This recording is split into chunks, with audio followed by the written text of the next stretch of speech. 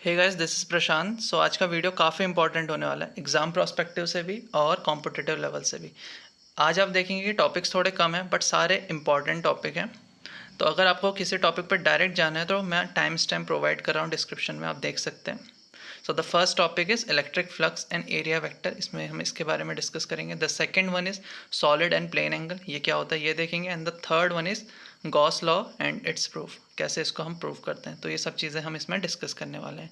तो let's start.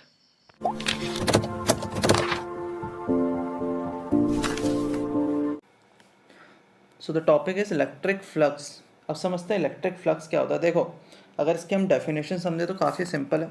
The electric flux through a given area held inside an electric field is the measure of total number of electric lines of force passing normally through that area. यानी कि हमारे पास एक particular area है तो उसमें से जो number of electric field lines pass हो रही होंगी उसी को हम कहते हैं इलेक्ट्रिक फ्लक्स। यानी कि आपको बेसिकली इलेक्ट्रिक फील्ड लाइन को कैलकुलेट करना है या काउंट करना है और वो आपकी वैल्यू होगी इलेक्ट्रिक फ्लक्स की। अब हम रिप्रेजेंट करते हैं फ्लक्स को फाई से। हम इलेक्ट्रिक फ्लक्स की बात करें तो इसको फाई ई से भी आप डिनोट कर सकते हैं ताकि आपको ईजी पड़े समझने में। ठीक है, अब यहाँ पे हम देखते हैं, ये हमारे पास एक सरफेस है। सपोज ये है आपकी एक सरफेस।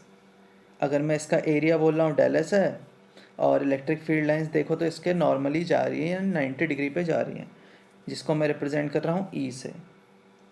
ऑलराइट, तो यहाँ पे जो इलेक्ट्रिक फ्लक्स हो जाएगा उसका फॉर्मूला हो जाएगा E इंटू डेल एस। ई रिप्रेजेंट कर रहा है इलेक्ट्रिक फील्ड की जो इंटेंसिटी है और डेल एस आपका रिप्रेजेंट कर रहा है कि वो एरिया कितना था। ये काफ़ी इजीली आ गया, राइट।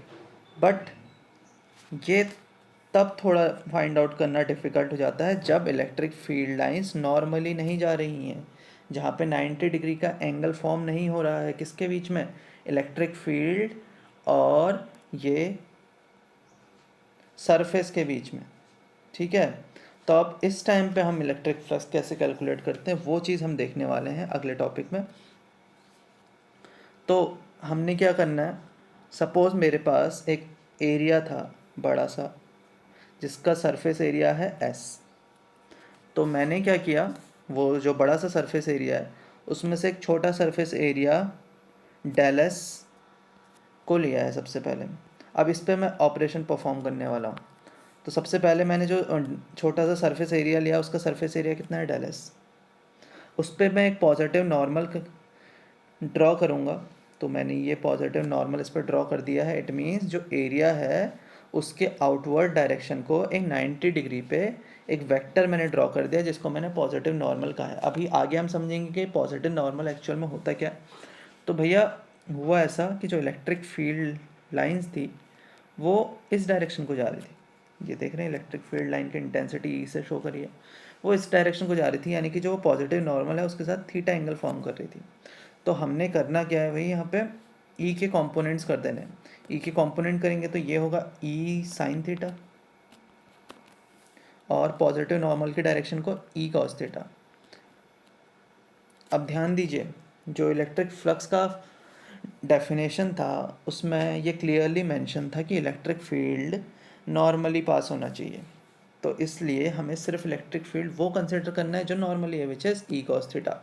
तो यहाँ पे जो ये स्मॉल एरिया था डेल एस, इसका जो इलेक्ट्रिक फ्लक्स होगा उसका फॉर्मूला होगा del phi is equals to E which is electric field del S the area of that particular region and cos theta, ये एंगल। तो इलेक्ट्रिक फ्लक्स का यहाँ पे फॉर्मूला ये फॉर्म हो जाता है, ठीक है, स्मॉल एरिया के लिए। अब अगर मैं इसको थोड़ा सा क्लियरली समझूं तो ये फॉर्मूला बनता है A B cos theta which is A dot B. तो यानी कि यहाँ पे हमने बेसिकली ई और डेल एस का डॉट प्रोडक्ट किया है। अब यहाँ पे डेल एस की तो डायरेक्शन होती नहीं है, इट मीन्स एरिया की डायरेक्शन होती नहीं है, लेकिन हमें रिक्वायर्ड है एरिया की डायरेक्शन, राइट। तो इसीलिए हमने जो पॉजिटिव नॉर्मल क्रिएट करा है उसको कहते हैं एरिया वेक्टर। तो एरिया वेक्टर ध्यान रखिए कि हमेशा जो कोई भी रीज़न है एरिया का उसके आउटवर्ड नॉर्मल डायरेक्शन को होता है, ठीक है। एरिया वेक्टर हमेशा किसी भी रीजन के आउटवर्ड नॉर्मल डायरेक्शन को क्रिएट किया जाता है। तो ये जो यहाँ पे फॉर्मूला बना स्मॉल रीजन के में कितना फ्लक्स है उसको फाइंड आउट करने का वो फॉर्मूला बना ई डॉट डेल एस, जहाँ पे ई है इलेक्ट्रिक फील्ड, डेल एस है उस पर्टिकुलर एरिया का, उस पर्टिकुलर रीजन का एरिया, और डॉट प्रोडक्ट बता रहा है कि यहाँ पे ये एंगल है कॉस का ई और एरिया वेक्टर के बीच का। अब देखिए, अगर हम याद करें कि जो डॉट प्रोडक्ट होता था वो एक स्केलर क्वांटिटी होती थी, राइट। तो इसीलिए यहाँ पे जो आपका फ्लक्स है वो भी क्या है, स्केलर क्वांटिटी है। तो हमें करना क्या चाहिए, यहाँ पे जो ये एस रीजन था उसको डेल एस रीजन्स में इनफाइनाइट पार्ट्स में हम क्या कर देंगे, डिवाइड कर देंगे, और सारे के सारे पार्ट्स का आप फाइंड आउट करो कि पर्टिकुलर फ्लक्स कितना है, और लास्ट में जब आप उनको ऐड कर दोगे तो आपको मिल जाएगा जो फ्लक्स है उस पूरे के पूरे एरिया का, राइट। तो यहाँ पे ये बताया भी है कि जो आपकी फ्लक्स है वो स्केलर क्वांटिटी है, बिकॉज आपका डॉट प्रोडक्ट स्केलर होता है। तो हमने जो वो सरफेस थी उसको बहुत सारे पार्ट्स में डिवाइड कर देंगे, del S one, del S two, del S N, इस तरह से डिवाइड करेंगे, और लास्ट में सारे के सारे जो फ्लक्स हम कैलकुलेट करेंगे उनको ऐड कर देना है। तो टोटल फ्लक्स आपको मिल जाएगा उस पर्टिकुलर एरिया का, उसका फॉर्मूला होगा phi is equals to integration of E dot D S, right. अब अगर सपोज क्लोज एरिया है, क्लोज एरिया कैसे समझें हम, जैसे कि क्लोज्ड एरिया हो गया आपका एक स्पेयर, या फिर एक ऐसा सिलेंडर जो अपनी साइड्स में भी क्लोज है, यानी कि एक सॉलिड सिलेंडर की बात कर रहे हैं, तो ये सब जो होंगे वो आपके क्लोज रीजन होते हैं। काफ़ी सारे हो सकते हैं, मैं यहाँ पे सिर्फ 2 एग्जांपल ले रहा हूँ। तो जब भी उसका इंटीग्रेशन का साइन बनाया जाता है उसमें एक देख रहे होगे आप यहाँ पे सर्कुलर साइन भी बना हुआ है बीच में, ये वाला।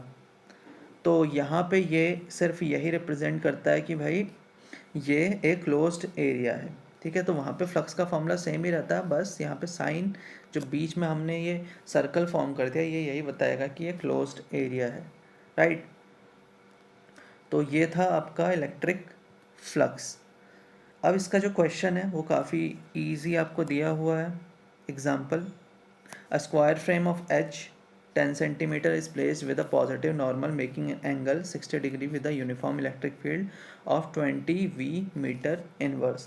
Find the flux of the electric field through the surface bounded by the frame. देखो इसमें करना क्या है, हमने आपको पता है यहाँ पे स्क्वायर दिया हुआ है, उसके जो नॉर्मल के साथ आपका इलेक्ट्रिक फील्ड है वो कितना एंगल बना रहा है, 60 बना रहा है। तो cos 60 यहाँ पे कितना आ जाएगा आपका 1/2, एंड इलेक्ट्रिक फील्ड आपको गिवन है विच इज़ 20, और इसके लिए यूनिट है Vm-1, और एरिया आपको फाइंड आउट करना है। तो एरिया क्या होता है स्क्वायर का, ए स्क्वायर यानी कि 10 स्क्वायर यानी 100 सेंटीमीटर स्क्वायर। इसको मीटर स्क्वायर में चेंज कर देंगे 10⁻⁻6 से 10⁻⁻4 से मल्टीप्लाई करके, सॉरी, इंटू 100, ये आपका मीटर में आ गया। तो आपको ई पता है, अपना एरिया पता है, ए से रिप्रेजेंट किया है, वैसे नॉर्मल एस से भी कर सकते हो, एस या फिर ए से, और एंगल आपको पता है। तीनों को आपस में मल्टीप्लाई करिए, फाई का वैल्यू आपका आ जाएगा, क्योंकि फाई का फॉर्मूला होता है ई ए कॉस थीटा या फिर ई एस कॉस थीटा। तो ये है आपका flux. So the next topic is solid angle. अब हम समझेंगे सॉलिड एंगल क्या होता है। देखिए काफ़ी इंपॉर्टेंट टॉपिक है, गॉस लॉ में काफ़ी इसका यूज़ होता है। तो solid angle is a generalization of a plane angle. अब प्लेन एंगल क्या होता है उसको समझते हैं, क्योंकि उसके बाद आपको सॉलिड एंगल समझना काफ़ी ईजी हो जाएगा। तो हमने यहाँ पे एक प्लेन कर्व ए बी लिया है, ठीक है, जिसका लेंथ है L, और सबसे एक्सट्रीम पॉइंट्स हैं उसके A एंड B। तो पॉइंट A और B से एक लाइन बैकवर्ड डायरेक्शन को आपको इंक्रीज करनी है इस तरह से कि कहीं ना कहीं पे जाके वो मीट करेंगी। सपोज पॉइंट O पे वो दोनों कर रही, तो उसमें पॉइंट O पे जो एंगल फॉर्म हुआ थीटा, उसी को कहते हैं प्लेन एंगल, ठीक है। तो ये है आपका प्लेन एंगल, तो यही होता है आपका प्लेन एंगल। अब समझते हैं आपका सॉलिड एंगल क्या होता है। आपके पास सपोज एक सरफेस है, यहाँ पे हमने एक सरफेस लिया हुआ है, ये देखिए, ये रहा हमारा एक सरफेस जिसका एरिया है S। अब उस सरफेस के सबसे जो एक्सट्रीम पॉइंट्स हैं, सबसे आउटर मोस्ट जो पॉइंट्स हैं इस पे, ये पूरे शेप में जो आउटर मोस्ट पॉइंट है A B C D, काफ़ी होंगे, यहाँ पे भी है, इधर भी है, ये भी है, ये भी है। तो यहाँ से आपको लाइन ज्वाइन करनी है और बैकवर्ड डायरेक्शन को उसको इंक्रीज़ करना है। तो पॉइंट O पे वो सारी लाइंस क्या करेंगी, मीट कर जाएंगी। तो ये कैसा शेप बन गया, एक कोनिकल शेप बन गया। आप देख रहे हैं ये एक कोन है, ठीक है। तो यहाँ पे जो एंगल बना है O पे, उसको कहा जाता है सॉलिड एंगल। तो ये होता है आपका सॉलिड एंगल। तो लगभग आपका प्लेन एंगल से मिलता जुलता है, बस इसमें आपका सॉलिड एंगल में आपका एक कोनिकल शेप बना है, इसमें नॉर्मल आप इजीली, प्लेन एंगल में आप इजीली फाइंड आउट कर सकते हो। अब हमें ये तो पता चल गया सॉलिड एंगल क्या होता है और प्लेन एंगल क्या होता है, बट अभी भी हमें उसकी मेजरमेंट कैसे करते हैं वो नहीं पता। तो हमने क्या करना है, जो ये पॉइंट प्लेन एंगल के बारे में समझते हैं पहले। तो प्लेन एंगल के केस में हमें एक रेडियस R लेके पॉइंट O से एक सर्कल ड्रॉ करना है। तो मैं एक सर्कल जब ड्रॉ करूँगा तो यहाँ पे एक आर्क का फॉर्मेशन हुआ है। अगर सपोज इस आर्क की लेंथ L है, रेडियस हमने R लिया था, तो थीटा क्या होता है, arc upon radius which is L/R। तो प्लेन एंगल फाइंड आउट करने का काफ़ी ईजी मेथड है। अब सिमिलरली अगर सॉलिड एंगल आपको फाइंड आउट करना है तो क्या करना चाहिए, पॉइंट O से आपको रेडियस R लेना चाहिए और एक स्पेयर फॉर्म करेंगे। इस केस में अब हम क्या स्पेयर फॉर्म करेंगे, स्पेयर क्या होता है, एक 3 डायमेंशनल कर्व होता है, ठीक है। तो अब ये जो स्पेयर है उसका भी एक एरिया फॉर्म होगा इसके अंदर, इन दो लाइंस के बीच में इसका एक एरिया फॉर्म हुआ है जिसको मैं S से दिखा रहा हूँ, और रेडियस मैंने R लिया था। तो R² से जब मैं डिनोमिनेटर में पुट कर दूंगा R² को, तो जो यहाँ पे एक एंगल फॉर्म होगा जिसको मैं ओमेगा से शो करता हूँ, ये होगा आपका सॉलिड एंगल, ठीक है। तो ये होता है आपका सॉलिड एंगल, इसके बारे में यहाँ पे बताया भी है। सबसे पहले प्लेन एंगल के बारे में बात करें तो if we draw a circle of any radius R with the centre at O and measure the length L of the arc intercepted by the angle, so the angle theta is then defined as theta is equals to L/R, it is called plane angle. Similarly अगर आपको solid angle measure करना है point O से, तो हम एक spare draw करते हैं, इसका रेडियस R है और उसका एरिया S अगर उस कोन के अंदर इंटरसेप्ट करता है, तो यहाँ पे जो सॉलिड एंगल आपका ओमेगा है उसको रिप्रेजेंट किससे किया गया था, ओमेगा से, और वैल्यू था S/R²। S वो एरिया जो कोन के अंदर था स्पेयर का, ठीक है। तो ये तो हो गया। अब इसको थोड़ा सा और अच्छे से समझते हैं, ठीक है। अब हमने क्या किया, एक स्मॉल लाइन ली है जिसको मैंने दिखा है डेल एल से। अब वो जो स्मॉल एल लाइन है डेल एल से जिसको मैंने रिप्रेजेंट किया है, उसका एक प्लेन एंगल होगा जिसको मैंने डेल थीटा से रिप्रेजेंट किया है, क्योंकि ये एंगल काफ़ी छोटा होगा।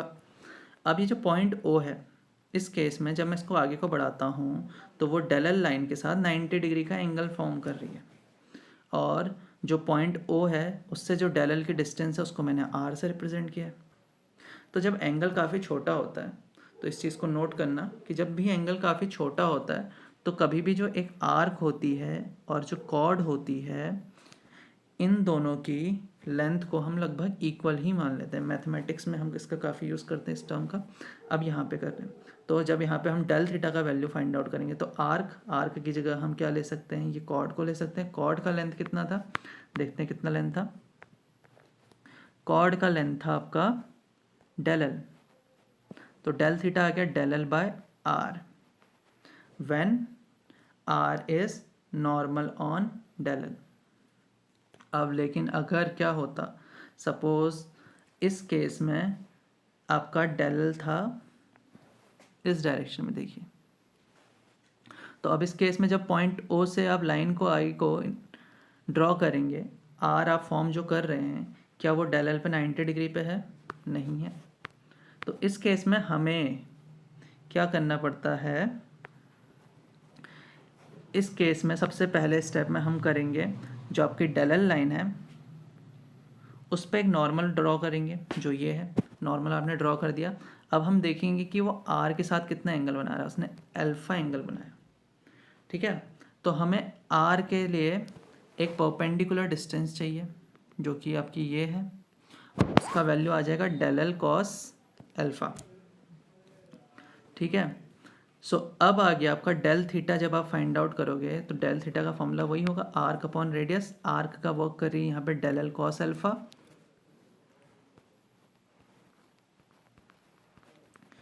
और रेडियस का वर्क कर रहा है यहाँ पे आर।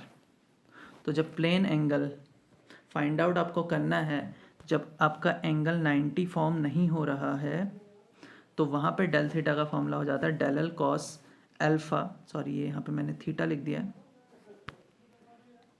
ये अल्फ़ा होगा। अल्फ़ा क्या है, angle between normal on del L ये एंड आर, इन दोनों के बीच का एंगल था।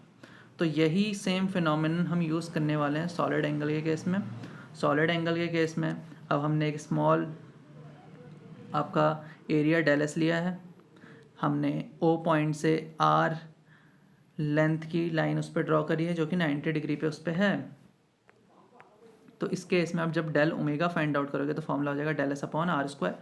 बट सिमिलरली अगर आपका डेल एस का जो नॉर्मल है वो आर के साथ अल्फ़ा एंगल फॉर्म कर रहा होगा, तो इस केस में आपका डेल ओमेगा का फॉर्मूला होगा del S cos alpha upon R square.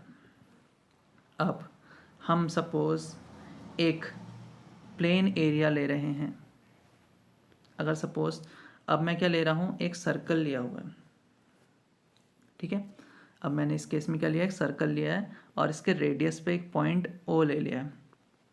अब इस पॉइंट, ये जो पॉइंट आपका ओ है, वो इस कर्व के साथ कितना एंगल फॉर्म कर रहा है वो फाइंड आउट करना चाहता हूँ। देखो सबसे एक्सट्रीम पॉइंट्स लिए जाते हैं इस कर्व के, तो मैं ये लेता हूँ, यहीं पे पॉइंट ए होगा और यहीं पे पॉइंट बी होगा, क्योंकि एक्सट्रीम पॉइंट यही है। तो आपका आ गया लेंथ कुछ ऐसा, तो एंगल यहाँ पे कितना फॉर्म हो गया है 360। सो यहाँ पे ओ कितना आया, जो ये एंगल यहाँ पे फॉर्म हुआ है प्लेन एंगल, वो आ गया 360 यानी कि 2 पाई। अगर इसको हम फॉर्मूले में भी रखेंगे तो थीटा का फॉर्मूला था आर्क अपॉन रेडियस। आर्क यहाँ पे पूरी कितने की है, 2 पाई आर की, और रेडियस कितना था आर, तो कितना वैल्यू आ गया 2 पाई। तो इट मीन्स अगर कोई भी किसी भी कर्व के इनसाइड होता है, प्लेन कर्व के इनसाइड होता है, तो उस टाइम पे प्लेन एंगल हमेशा कितना आता है, 2 पाई आता है। सिमिलरली अब मैं एक लेने वाला हूँ स्पेयर, तो ये 3D फॉर्म में एक स्पेयर ले रहा हूँ, ठीक है। तो स्पेयर के इनसाइड एक पॉइंट है, पॉइंट ओ, ये कितना एंगल फॉर्म कर रहा होगा, इसको फॉर्मूले से जब मैं फाइंड आउट करता हूँ तो वहाँ पर आएगा omega is equals to area upon R square. Area कितना सब्सटेंड करेगा, ये ओ पॉइंट से अगर मैं ड्रॉ करता हूँ तो ये पूरा ही एरिया सस्टेंड करेगा इसका, तो ये आ जाएगा 4 पाई आर स्क्वायर, क्योंकि surface area of a sphere is R 4 pi R square upon R square. So omega कितना आ गया यहाँ पे 4 पाई, ठीक है।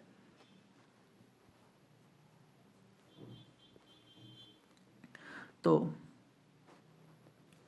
कोई भी क्लोज कर्व होता है, कोई भी अगर क्लोज कर्व होता है तो वो 2 पाई एंगल बनाता है इंटरनल पॉइंट से, ठीक है, यहाँ पे हमने देखा। और सिमिलरली अगर कोई क्लोज कर्व है एरिया वाला, यानी कि जब सॉलिड एंगल उसका हम फाइंड आउट करते हैं तो हमेशा 4 पाई आता है, और प्लेन एंगल जब आप फाइंड आउट करोगे तो 2 पाई आता है, ठीक है। अब हम समझते हैं कि कोई भी क्लोज सरफेस आउटसाइड पॉइंट से कितना एंगल फॉर्म करता है। सपोज ये पॉइंट ओ है आउटसाइड और दैट स्पेयर, तो ये कितना एंगल फॉर्म कर रहा हो। यहाँ पे देखिए ये ए बी है, इसका लेंथ कितना भी हो, पॉइंट आपका ये ओ है, तो यहाँ पे एंगल सस्टेंड हो रहा है। बट अगर सपोज मैं ये जो आपकी आर्क है उसको बढ़ाते जा रहा हूँ, अब ये ए बी हो गई है, तो जो आउटसाइड से एंगल हो रहा है वो डिक्रीज हो गया। अब ए बी और आपका क्या हो गया, इंक्रीज हो गया है। जो आपकी आर्क है वो और क्लोज आते जा रही है, तो पॉइंट ओ का एंगल और डिक्रीज हो गया। अब सपोज आपकी जो आर्क है वो पूरा एक क्लोज लूप बना दे, तो आपका आउटसाइड से जो एंगल बनेगा वो कितना हो जाएगा, 0 डिग्री। राइट। तो इसका मतलब जितना आपका कर्व क्लोज होते जाता है उतना ही एंगल डिक्रीज करते जाता है, और किसी भी क्लोज्ड मतलब जो कम्प्लीटली क्लोज कर्व है उसका आउटसाइड से किसी भी आउटसाइड पॉइंट से एंगल होता है 0 डिग्री। तो सिमिलरली यहाँ पे बताया है a close curve subtends 0 angle at an external point. ठीक है। Similarly a close surface subtends 0 solid angle at an external point. Similarly जो क्लोज सरफेस होगी आपकी, क्योंकि आपने देखा कि क्लोज कर्व हमेशा कितना एंगल बना रहा है 0 डिग्री, सिमिलरली आपका जो क्लोज सरफेस होगी वो भी कितना एंगल फॉर्म करेगी एक्सटर्नल पॉइंट से, हमेशा 0 डिग्री फॉर्म करेगी। Next topic is Gauss law. तो गॉस लॉ काफ़ी इंपॉर्टेंट टॉपिक है इस चैप्टर का। तो गॉस लॉ कहता है the flux of net electric field through a close surface equals to the net charge enclose by the surface divided by epsilon naught. तो इसको क्या कहता है, इसको समझते हैं। हमारे पास एक क्लोज सरफेस है जिसके अंदर चार्ज क्यू प्रेजेंट है। तो जो नेट फ्लक्स ये बॉडी एक्सपीरियंस कर रही होगी, it means integration of E dot D S वो हमेशा इक्वल होगा 1/एप्सिलॉन नॉट टाइम जो इस बॉडी के अंदर चार्ज प्रेजेंट था, विच इज़ क्यू। तो ये कहता है आपका गॉस लॉ कि भैया कोई भी एक क्लोज बॉडी है जिसके अंदर चार्ज क्यू है, उसके अंदर जो नेट फ्लक्स होगा वो इक्वल होगा Q/एप्सिलॉन नॉट टाइम्स। ठीक है। अब इसका डेरिवेशन समझते हैं, यानी कि इसको प्रूव करेंगे कि भाई ये कैसे, ये लॉ सही भी है या नहीं। तो उसको हम प्रूव करने वाले हैं with the help of Coulomb's law. ठीक है। ऑलराइट। तो यहाँ पे हमने एक क्लोज पेयर लिया है जिसका सेंटर है O और सेंटर की डिस्टेंस है R उसके सरफेस से, यानी कि इसका रेडियस है R। तो हम सबसे पहले तो ये फाइंड आउट करते हैं कि इसके जो सरफेस है, जो सबसे आउटर मोस्ट सरफेस है, वहाँ पे कितना इलेक्ट्रिक फील्ड एक्सपीरियंस कर रहा होगा हर एक पार्टिकल। ठीक है। तो सबसे पहले तो हमें यहाँ पे एज्यूम करना पड़ेगा कुछ ना कुछ चार्ज। तो यहाँ पे सपोज चार्ज है कितना Q। अब मेरे को इलेक्ट्रिक फील्ड फाइंड आउट करना है इसके सरफेस पे। तो देखिए आपको पता है कोई भी स्पेयर है उसकी जो आउटर मोस्ट सरफेस है उसका हर एक पॉइंट सेम डिस्टेंस पे होता है विच इज़ R। तो इसका मतलब E हर एक पॉइंट पे, कोई भी पॉइंट है स्पेयर पे, वो सेम लग रहा होगा। कितना लग रहा होगा 1/4πε0 charge which is Q upon distance which is R²। और डायरेक्शन कहाँ होगी, हमेशा चार्ज है पॉजिटिव तो डायरेक्शन हमेशा आउटवर्ड होगी, क्योंकि पॉजिटिव चार्ज से हमेशा आउटवर्ड जाती है इलेक्ट्रिक फील्ड लाइन। ठीक है। तो इसको हम दिखाते हैं आउटवर्ड से।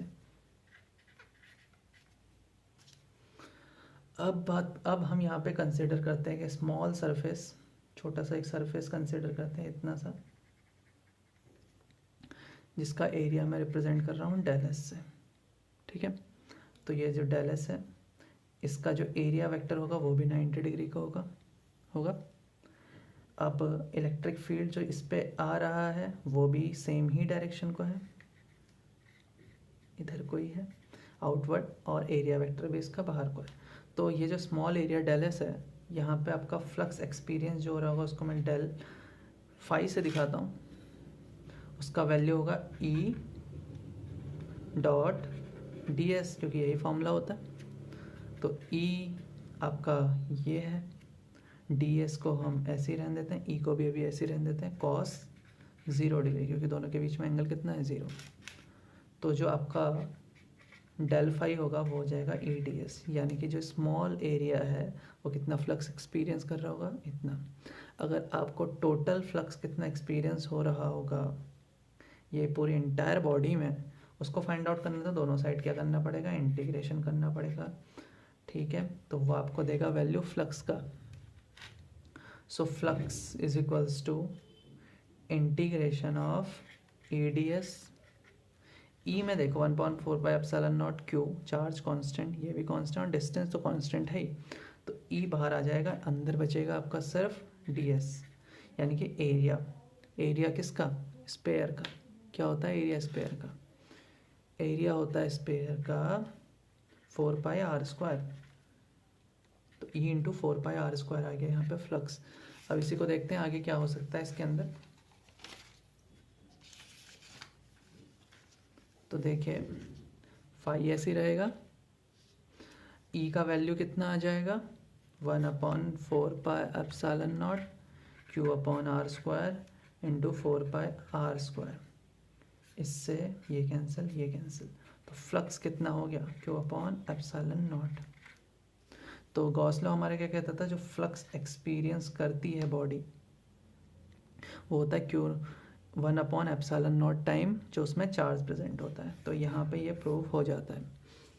अब करने वाले हैं हम proof of Gauss law with the help of solid angle. तो सॉलिड एंगल का फॉर्मूला होता था del omega is equals to del S cos alpha upon R square, जहाँ पे अल्फा होता था एरिया वेक्टर और आपके रेडियस के बीच का एंगल, ठीक है। और आपका जो ओमेगा होता है उसका वैल्यू होता था 4π, जब पॉइंट होता था आपका इनसाइड ऑफ क्लोज सरफेस, यानी कि जो ओ आपका पॉइंट होता था जहाँ से आप एंगल फाइंड करते थे वो इनसाइड ऑफ क्लोज सरफेस है। तो उस टाइम पे ओमेगा का वैल्यू होता है 4π, ठीक है। अब हम कंसिडर कर रहे हैं हम एक सरफेस जिसका एरिया है एस और सपोज पॉइंट ओ पे आपका चार्ज क्यू प्रेजेंट है, ठीक है। अब हम कंसिडर कर रहे हैं जो ये सरफेस लिया है इस पे एक छोटा सा सरफेस, ये जिसको मैं रिप्रेजेंट कर रहा हूँ डेल एस से, जिसका एरिया किससे रिप्रेजेंट करा मैंने डेल एस से, ठीक है। अब जो ये डेल एस है इसका एरिया वेक्टर जो होगा वो कहाँ को होगा, एग्जैक्ट आउटसाइड, जिसको मैं एन से दिखा देता हूँ, एन वेक्टर से। अब सपोज क्यू जो आपका चार्ज है इसके बेसिस पे एक इलेक्ट्रिक फील्ड एक्सपीरियंस हो रहा है कहीं, की किसी भी डायरेक्शन में कर सकता हूँ। सपोज मैंने इधर को कर दिया, ई एक्सपीरियंस हो रहा है जो इसके एरिया वेक्टर के साथ एंगल बना रहा है अल्फा, ठीक है। तो अब मैं फाइंड आउट करने वाला हूँ कि भैया ये कितना फ्लक्स एक्सपीरियंस कर रहा होगा डेल एस। तो सिंपल सा del phi is equals to E जो इलेक्ट्रिक फील्ड उससे पास हो रहा है into del S into cos angle जो है इनके बीच का विच इज अल्फा, ठीक है। अब यहाँ पे हम फाइंड आउट करने वाले हैं क्या क्या चीज़ें हो सकती हैं। ई को ओपन करते हैं, ई होता है 1/4πε0, ठीक है। क्यू विच इज चार्ज कितना है Q upon distance between the, distance कितनी है आर स्क्वायर इंटू क्या था डेल एस कॉस अल्फा, ये जो है del S cos alpha upon R square, इसको हम क्या लिख सकते हैं डेल फाई, क्योंकि ये तो फॉर्मूला है इसका। तो अब आपका डेल फाई का वैल्यू कितना आ गया, सॉरी ये डेल ओमेगा है, इसमें कंफ्यूज नहीं होना है, ये आपका del phi which is flux एक स्मॉल एरिया में। तो आपके डेल फाई का वैल्यू हो गया 1/4πε0 क्यू डेल ओमेगा। अब हम निकालेंगे जो फ्लक्स है पूरी बॉडी एक्सपीरियंस करती होगी, यानी इंटीग्रेट करना है, इज इक्वल्स टू आपको फ्लक्स मिलेगा पूरा। तो फ्लक्स आ गया कितना 1/4πε0 क्या है कॉमन कांस्टेंट, क्यू भी क्या है आपका कांस्टेंट, अंदर बचेगा इंटीग्रेशन ऑफ डेल ओमेगा, यानी कि अब आपको देखना है यहाँ पे डेल ओमेगा का इंटीग्रेशन। तो देखो जब डेल ओमेगा को आप इंटीग्रेट करोगे तो आंसर आ जाएगा आपका, देखते हैं कितना आंसर आता है। देखो आपको पता है ये पॉइंट था इनसाइड ऑफ इट, ये पॉइंट था इसके अंदर। अगर मैं ओमेगा की बात करूँ तो ये है क्लोज सरफेस, और क्लोज सरफेस में ओमेगा का वैल्यू होता है 4π। तो जब इंटीग्रेट करेंगे तो हम यहाँ पे उसको डायरेक्ट लिख सकते हैं 4π। तो 1/4πε0 क्यू इंटू 4π, तो 4π से 4π कैंसिल हो जाएगा, तो फ्लक्स का वैल्यू आ जाएगा Q/ε0। तो यहाँ पे भी आपका गॉस लॉ प्रूफ हो जाता है, ठीक है। तो ये दो मेथड थे गॉस लॉ को प्रूफ करने के। First one is with the help of Coulomb's law, second one is with the help of solid angle. आज की वीडियो के लिए इतना ही, मिलते हैं नेक्स्ट वीडियो में। Till then bye.